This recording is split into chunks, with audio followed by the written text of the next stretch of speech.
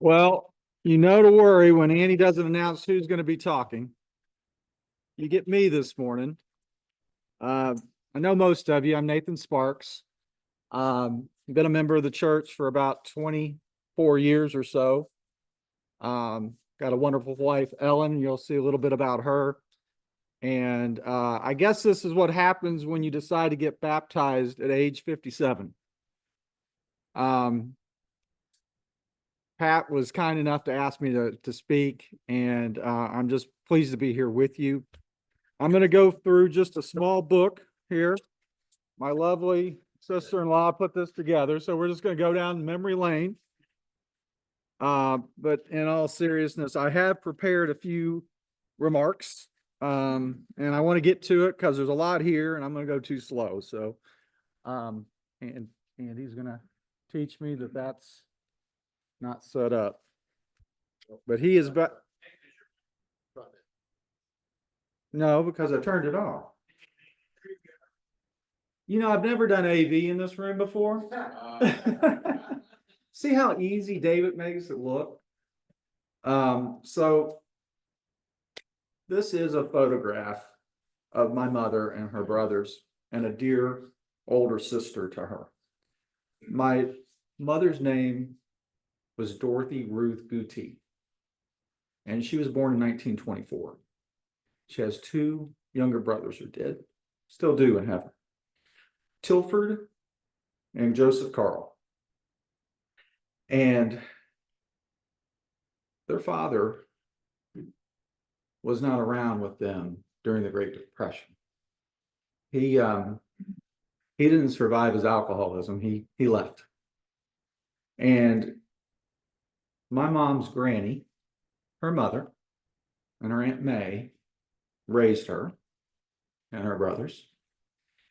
And they did so alongside probably a half dozen men in a boarding house in the south side of Louisville. And that lady with mom as a daughter, or as a little girl there, is Thelma. Thelma was a young lady on the streets that my grandmother, Mama, took in and became a guardian of my mom, Dot. So this was my mother's family, the cards she was dealt, and she made the most of it. The middle child is Uncle Till, got the big, nice dark blue font there. Yeah, that's a good question. Thanks, Jim. The question was, why do my brothers have so much hair? And there's a part of this that you don't know yet, John. That's a really good question. Uncle Till was the one with the big, nice dark hair, and he was a very industrious and very gregarious man. He actually owned and operated a few Wise Owl convenience stores, to which I would go and get candy bars, things like that in my hometown. But he would always put his sis up on the shelf and say, she was the only smart one of the group. She went to college and became a registered nurse. But her brother Carl, my Uncle Carl, he never left the Great Depression. Alcohol was also his vice and his downfall. And it cratered his romantic relationships, but it did not sever his God-given brothers and sisters and one with me as well. He leaned hard into Jesus, and he taught us a lot about his faith through his problems. So moving forward, Andy, I'm gonna help. Okay. I want you to imagine a couple love stories along the riverside this morning. Andy and Edith built that little red brick house, 429 on the right. Andy got out of the service had some help from the GI Bill, had the love of his life that he married at age 37. And they lived there happily and had a great time from all the photographs that I've seen. Families would come together at that place on the river. And sadly, Edith passed with cancer at about age 50, and Dad was alone. A couple years later, in moves a single mother with a 7-year-old boy jumping around. Probably a few stances like that. Probably running after Dad as he came home from work in his little red truck around the block. It was a dead-end street, and Tommy followed Andy. Andy fell in love with Tommy. And then he fell in love with Mama. There was a surprise. I am so good they made 2 of me. I'm a twin. I'm joking, of course. At ages 55 and 42, the doctors let them know that they were to expect twin boys. I have a brother Hal. You'll see him in just a minute, but let's just move first to talk about these 2. That second love affair with Tom was what brought Dad to become the domestic affairs director. Dad. Stay-at-home dad. Not the life he was probably expecting, but it's the life he embraced. He poured love into all 3 of us. He taught us his trades. He was a heating and air man. And when you're a heating and air man, you know it all. Electrical, plumbing, all types of mechanics. He always drove fast cars, never chased fast women, but always drove fast cars, and he knew how to work on them. And we worked on them with him. He would be a faithful brother to his sisters during World War II. And when we were alive as well, he wanted us, even though they were old people, he wanted us to have a relationship with them, and we go visit them and their children. Their children at that time were in their 40s and 50s. It was a real convenient thing for a 5, 6, 7, 8-year-old to go meet their 40-year cousin. But it was great because they had kids or grandkids, the case was.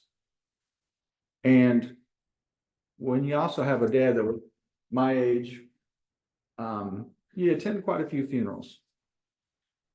And I really saw faith in those people. Didn't have a lot of that with my dad, but I saw a lot of it in his brothers and sisters. And Dad always supported Mom. And I saw how their relationship was a treasured one. Now, Mom, as I said, was a registered nurse, and she was a bookworm. She would study everything. And there she is, a little happier, out of work probably at that point, and retired with us. And there you see the full head of hair. John, how you like that? Parted down the middle. It was a thing of beauty. And there's a dude, like I said, there was a story about another bouffant. There's Tommy. Now, I mentioned my older brother briefly. He was 7 or 6 or so when he met my dad. And Dad adopted that guy. So he never said that we were his first. Tom was. And Mom made sure that all 3 of us were equally loved, unconditionally and to the infinite amount. However, there were always rules and consequences. There were learning opportunities. We had to explore the world on Riverside Drive. And our boundaries just kept getting bigger. And she encouraged us to push those boundaries. I mentioned Thelma earlier. Thelma was her support system. Came into our home and helped raise me as a little toddler. You know, you got older folks like that, you need some help against twins and an older boy. He was a little rambunctious too. So Thelma was her helper. But Thelma unfortunately passed away. She had an emergency event in our home when I was a little boy. And the ambulance came and she went to heaven. That youngest brother, Carl, who never escaped alcohol, he came to visit. He went to jail. Mom helped him get there. She wasn't going to have him come to our home that way. Mama relapsed, or excuse me, he relapsed and she broke down. Mama came to live with us. And I saw how Mom would pour into the relationships with her mother, even though it was tearing her. Both Carl and Mama recovered and went to live next door at 429. And I was taught how to fish by my Uncle Carl. I was taught how to love by him. I was taught how to lean on Jesus by him. Although as a Unitarian, with this big world limits kind of faith, I had lots of options before me. My Uncle Till, he was a strong guy. He had to be. He ended up losing 2 wives.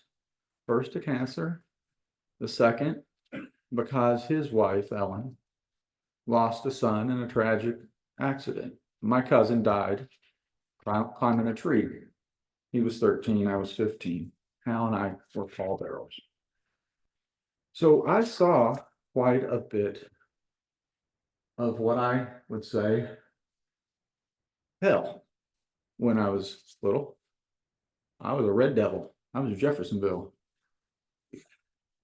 We did a lot of fun things in Jeffersonville. It was little Chicago way back in the Depression.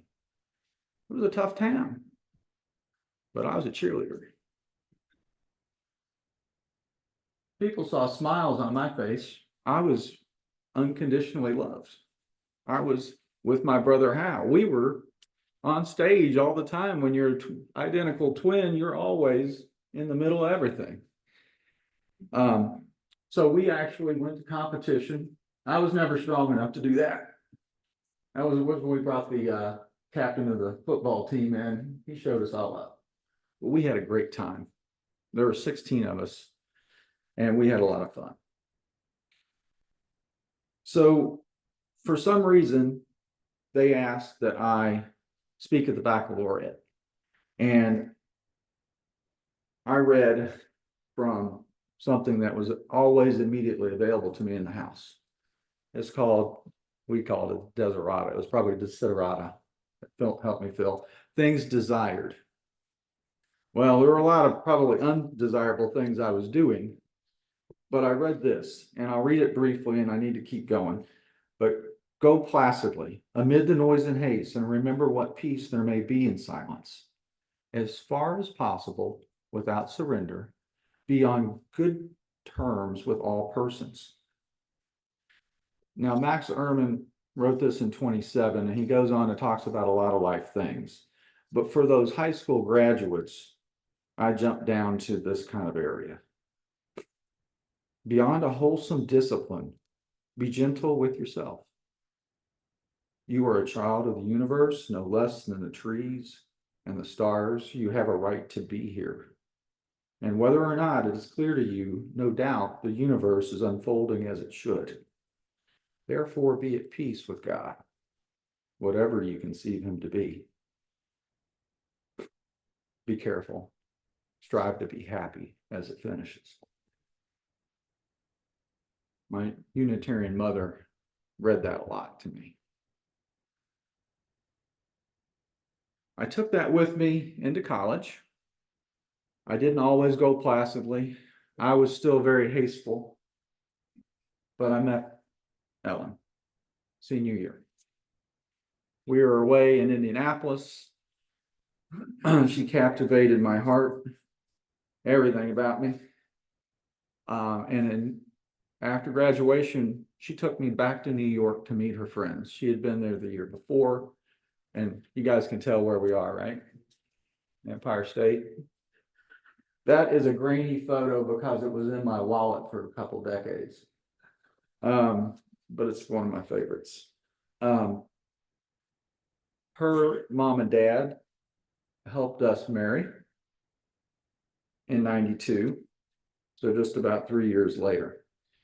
But our newlywed life quickly gave way to elder care. Mom and dad were not doing all that well.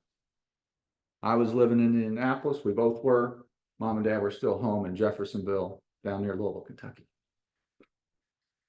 Mom soon was diagnosed with Alzheimer's, dad with his forms of dementia from miniature strokes. We prepared, and Ellen helped prepare 429, the rental, for rent again, and to sell our beloved 417. This wasn't an easy thing to be doing as a 25-year-old, but it's what God had dealt, and I was prepared. Because he gave me Ellen for one. He gave me a lot of loving brothers and others around me. I have a lot of good friends that helped at that time. Mom and dad went to Providence, a Catholic nursing home. I didn't say that my mother was from a Catholic family. Sister Catherine Rose would come and visit. Mom didn't like everything the Catholics had to offer in terms of relationship with Christ, but she helped me understand that Christ had a lot to say that I should pay attention to. Well, as I was preparing for Christmas in 93, Dad had moved to Tom's place with his wife Ann and their 3 kids, because he had lung cancer. He was there in hospice. Mom remained in Providence, and she didn't know her husband was. And every call and every visit was heartbreaking. So with my heartbreaking, thinking about the final Christmas, I wanted to get Dad something that would help him pass time and be a little happier. So hardware stores were my favorite place. Hoosier Hardware was a great place in Jeffersonville. And this was from St. Louis, but or from Indianapolis, where we were. So I created a fidget toy for Dad. And he did enjoy that. But as I was also thinking about Mom and bought her a sweater and was wrapping that sweater in this rectangular box, I put red foil all around it, and I tied this white ribbon right into a cross. And as that happened,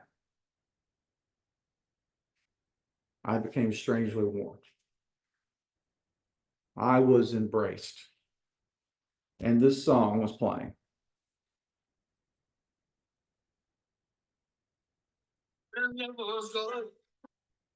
Shine a light on me. Open up my eyes so I can see. When I look up the darkest night, and I know everything so be all right. In the confusion and great despair, when every time I love, he is there. I can be. I know that God shines his light on me. Reach out for help, reach out for help. He'll be there. Anybody know the artist? Yeah? No? Well, everybody needs to get their Spotify out or whatever. Van Morrison and Keith Richards backed him as the tenor. This album of his greatest hits released a new hit in, I guess it was produced about 1990. And that was my favorite album. And it was playing a lot. And it's not too surprising that I was wrapping a present when that happened, but it was pretty surprising to me that God embraced me that way.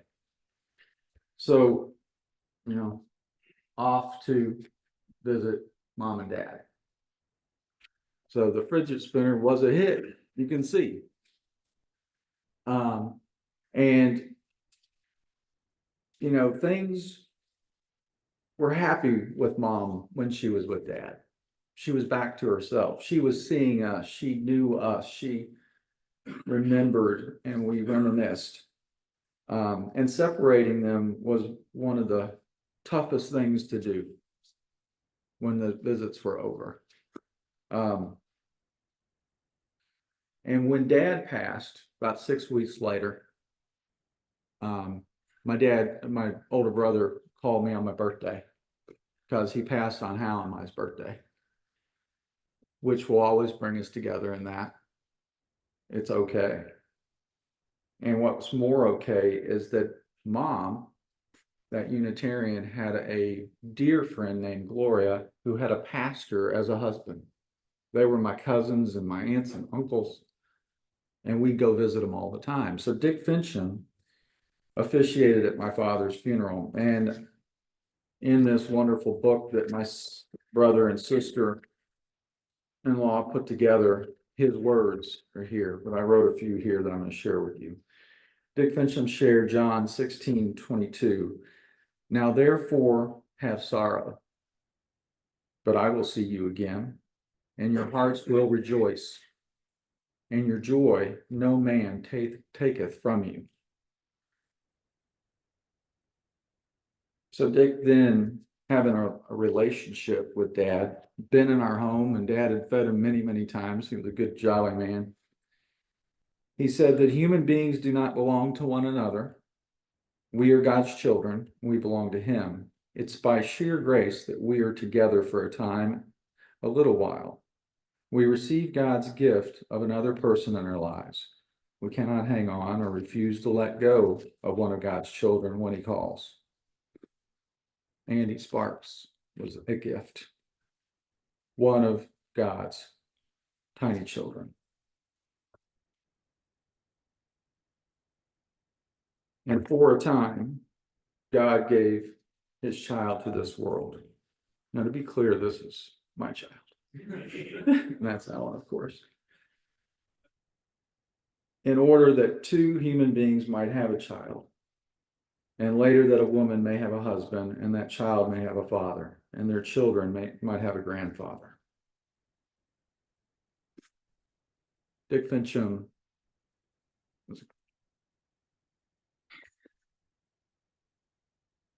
he got us through that day.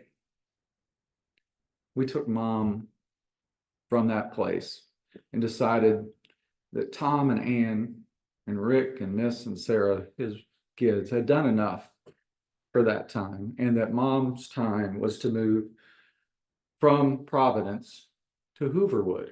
She was going to go from being Jewish, or sorry, from being Catholic to being Jewish. I messed up the joke.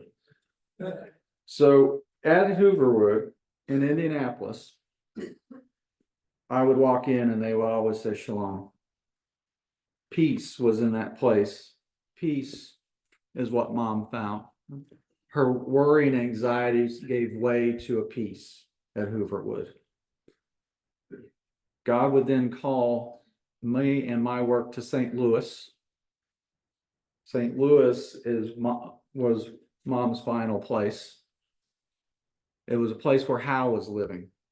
My brother and I were going to be together in St. Louis, and we would care for mom there.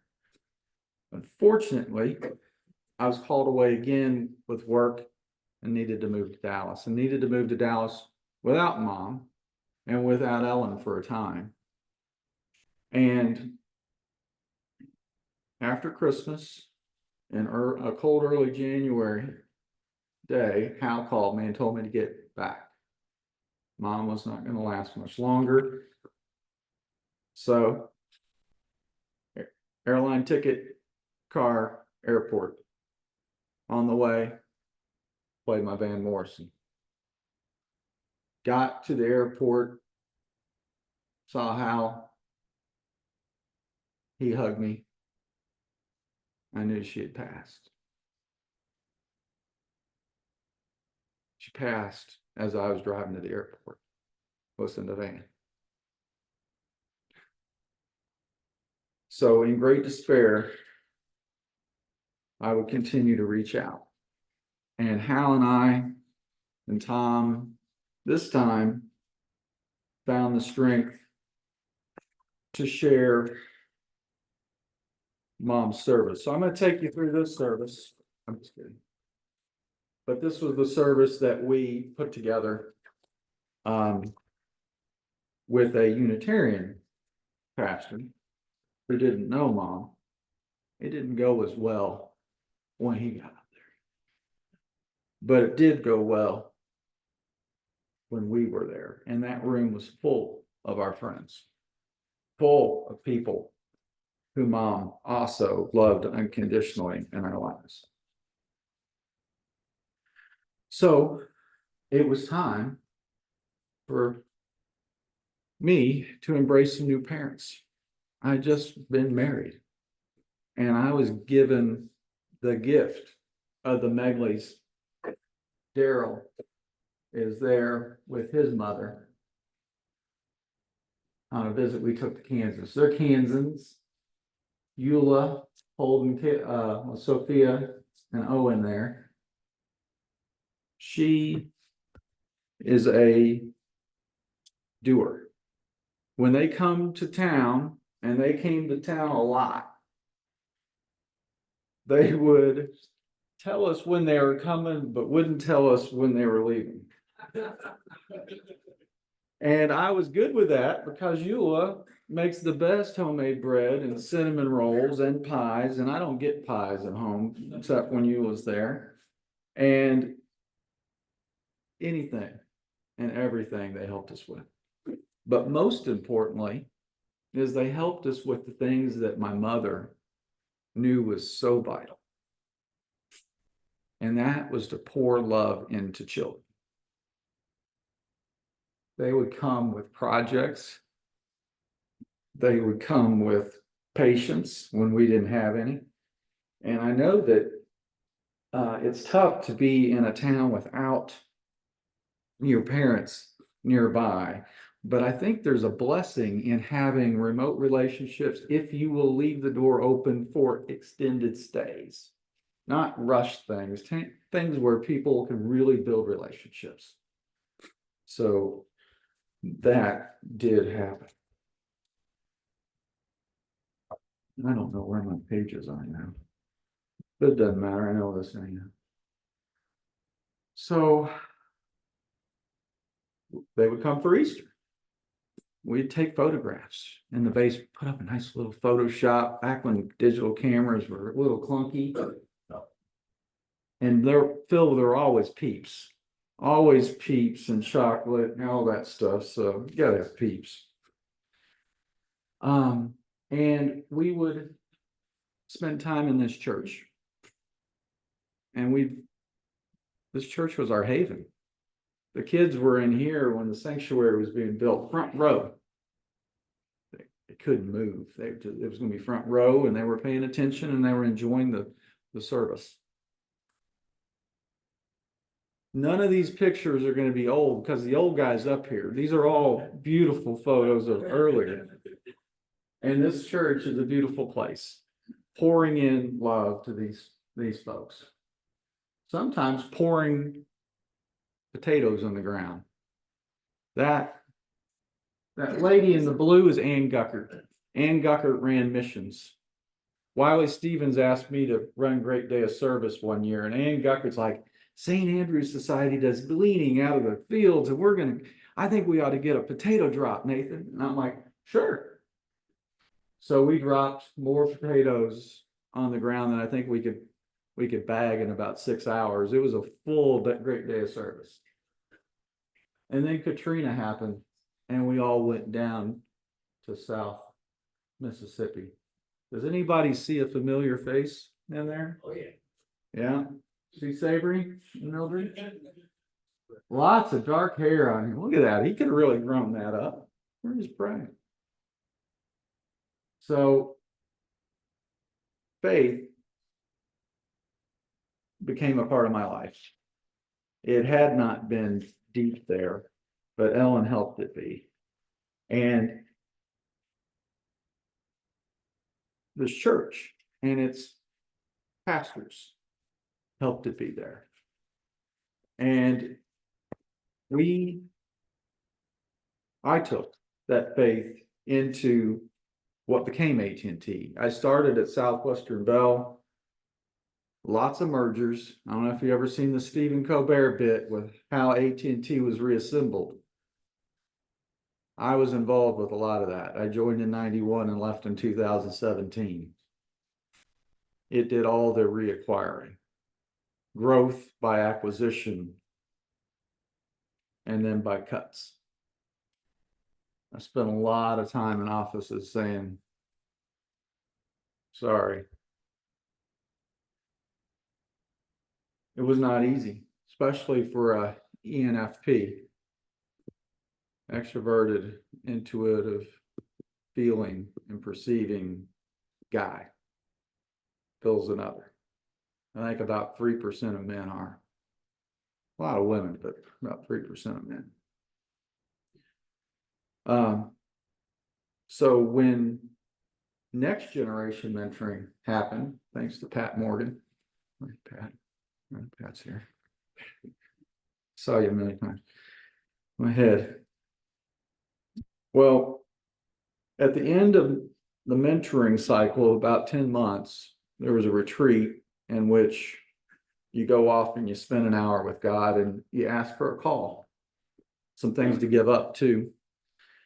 And I decided that scouting was going to be my call. Caleb was there having a great time, but he was going to become an older scout. So then when your boy goes into the older scout, you don't help your son, you help the other boys. And I saw that with men in scouting. And I said, I wanted to be a part of that. And not only do I want to be a part of that, I want to be a part of the community that does that. And so there are granddads and great granddads at Kingswood Methodist that pour love into youth. And I stayed on 7 years past Caleb's Eagle rank. He achieved it, and I achieved a bridge between AT&T and what I'm doing now, which is sustainability, not ESG, sustainability. The combination of people and planet and sustainable profits is sustainability. So I help scouts understand those 3 Ps, that balance that we need to have in life, that balance we need to have in this world, and the balance that I needed to have in my own. I was being exhausted in corporate world, but this allowed me to move into something more individually contributing. So I'm now a contract consultant, and I'm an individual contributor. I'm no longer managing others, which is more my style. Now, it also gives me time to work with my twin brother, Hal. He's gone through career transitions, and how he and I are sharing the load again. And we get back to visit Riverside Drive from time to time. Again, no current pictures. These are all earlier, looking better pictures. There's Tommy, me in the middle, and Hal. And we are outside of Brenda McNeely's place. She was another aunt to me. She has a boy who's 50. His name's Charlie. He's a great guy. But addiction got him too early on. And he's lived in the garage apartment these past 50 years. He is such a sweet kid. He is a child of God. And I go see him from time to time, and he shows me his amazing collection of remote control race cars. He loves those things. He zooms them up and down the road 60 miles an hour. He loves them. Because, we're all God's family, all God's children. And in this photo, you will see a face or two that might be struggling with addiction, overcoming it. Not just of ice cream. You will see two sides, blended families of my niece Sarah on the lower right, Tom's natural born daughter, and of Missy, his adopted daughter, along with her older brother Rick, who never still slows down enough to be in a photograph. You'll see the gas and those on the left, the treasure relationships, and those are deep ones between those cousins. So, Phil, I think you mentioned that anxiety is with us, almost with all of us, 2/3 almost. And depression comes to almost 1/3 of us. And I know from my mom that professional care is really, really important. She was an RN, but when I was a child, she was a social RN working at a mental health hospital. I don't know that she ever got her clinical degree in psychology and nursing, but I know that she had extremely deep relationships with her patients and with her friends. And my next chapter is hopefully going to extend my reach outside of the world. The relationships in this room are really important to me. And the relationships that we build in this church and how we extend our families to one another is really important. So when we were here a few weeks back, I was asked if I would lead a mentoring circle. Was Next Generation, now it's RM. So Robert and I are working with these guys as they go through their lives. And our goal is that they walk closer with God to improve the relationships with their wives, nurture those as they nurture their kids. There are going to be lots of struggles in this world and life. And I hope that I don't screw too much up in the next steps of this, but I'm really enjoying getting to know these guys. And I think we're going to have a great time this Saturday and Sunday on our retreat at Andy's place. And I'm really looking forward to building deep and meaningful relationships with them. So as we think about the struggles that we have in life, I've left us a few minutes to ponder some questions. So it's time to take a look at these. First is about God encounters. Do you believe in them and have you had them? The second about, and this is, you may not be ready to share this, and obviously don't if you aren't, but if you are, has mental illness or addiction impacted you and your family? And then have there been support programs? And it might not be your family, it might be someone else, but have support programs helped you? Have you reached out to those? And in what ways do you see our church and our church members or your actions supporting caregivers in this world? I was pretty lost at 25. So what more could we do? So sorry to be a downer, but it's a tough subject, and I think my mom wanted me to share. So thanks.